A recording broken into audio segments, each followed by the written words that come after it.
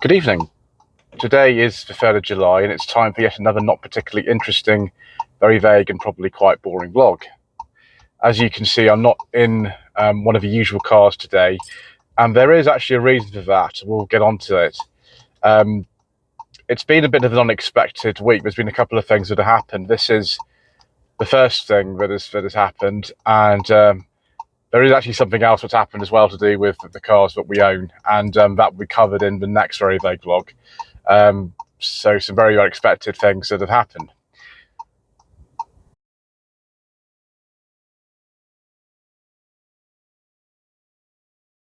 So regarding this particular video, I have hinted a little bit at this in the channel update that was recorded 2 days ago.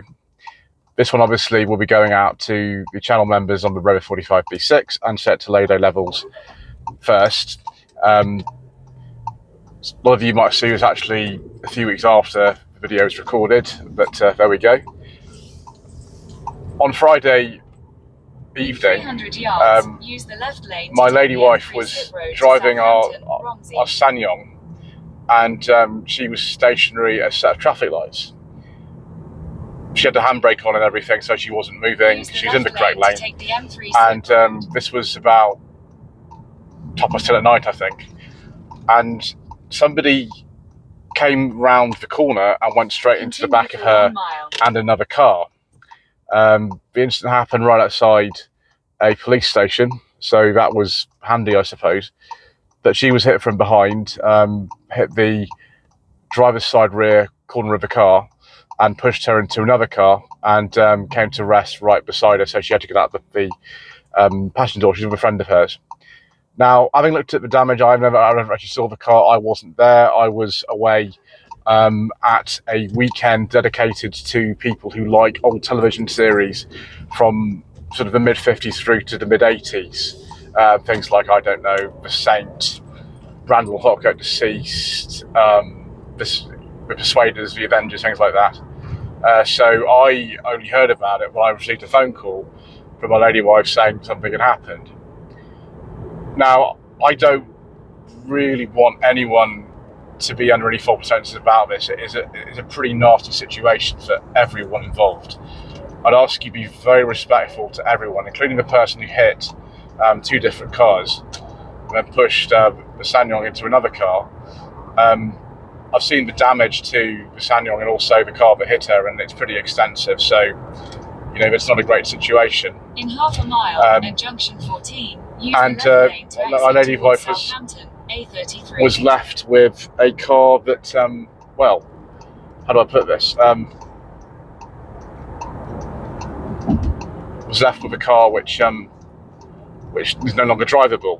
She couldn't actually drive it home because it had been damaged. I think the axle had broken or something like that. So it really wasn't the best. And she had to find other means of getting home. Unfortunately, it took quite a few days to sort out the courtesy car for her. I mean, she had the Sunny and the Volvo. I've been using the Sunny.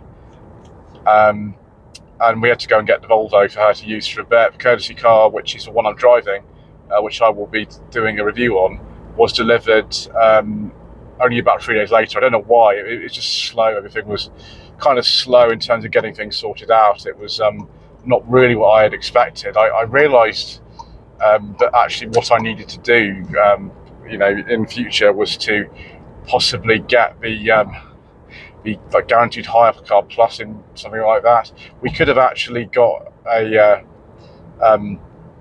hire car on our insurance. We had to pay an excess on it, but because it was evident to the police who arrived that the only person at fault was the car who had hit the SsangYong and the other car, and then pushed the SsangYong into a third car. They were the only party at fault. So we were offered the opportunity to have a courtesy car on their insurance as opposed to affecting our own and paying an excess for something we absolutely didn't do and didn't cause. So that's a route we went down, which took a little bit longer, but of course it won't it won't affect our premium. There will be an increase in premium because of some reason the way that insurance works. I think this is really stupid. If you're involved in an incident, even if it's nothing to do with you, in this case my lady wife was stationary, it's driving up to a handbrake on, then your premium goes up anyway, even if you have a protected no claims bonus, which I do. I don't understand why you then would be penalised for doing nothing, but that's just the way insurance works, and there's nothing I can do about it. So there we go. So the courtesy car was dropped off a few days later. We took the Volvo away because I like using the Sunny, and we are just waiting at the moment for an outcome. It's possible the SsangYong might be written off. I don't know. I've seen a photograph of the damage to it, and that wasn't even all the damage. So I don't know. It's up to the assessors. Some people would have the body shop, but they would nominate to have this done, have the work done. I don't know too many body shops in this area, so I have just left it with whatever the insurance company have decided to use.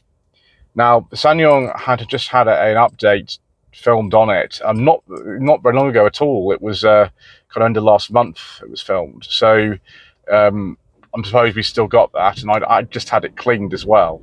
So it did protect actually my lady wife and her friend who was in the car very well indeed. Actually, the airbags didn't fire. I don't think they do necessarily if you're hit from behind.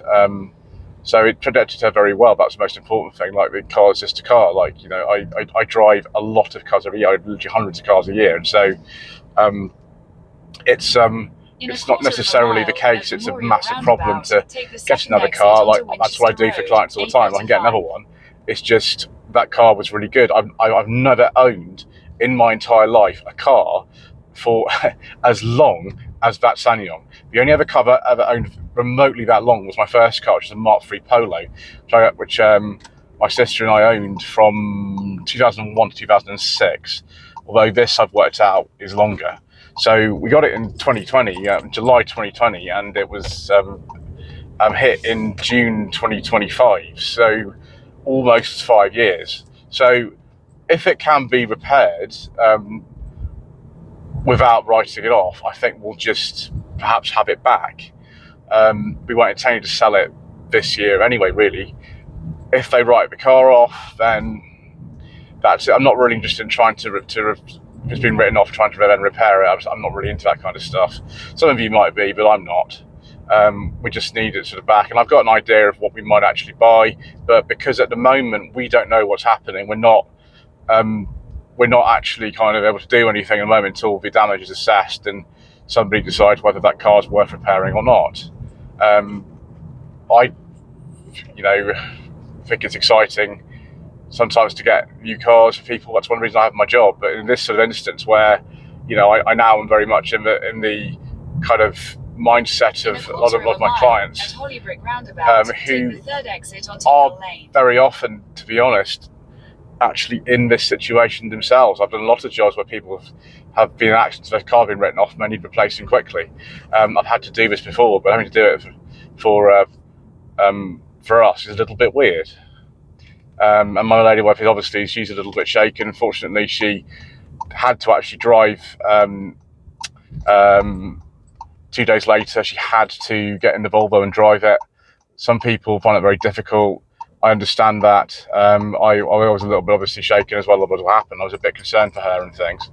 And it's just a pain having to sort all this stuff out when it wasn't anything to do with us. We didn't cause anything. She was a totally innocent party in someone who, made a severe error of judgment, shall we say. So we'll let you know sort of what happens with it.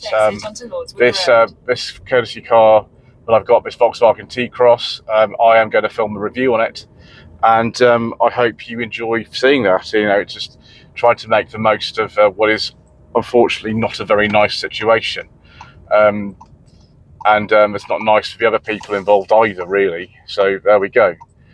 But thank you ever so much indeed once again for watching. Please don't forget to subscribe to the channel, like this video, leave a comment below, and we will see you again very soon for hopefully a slightly more upbeat, very vague vlog.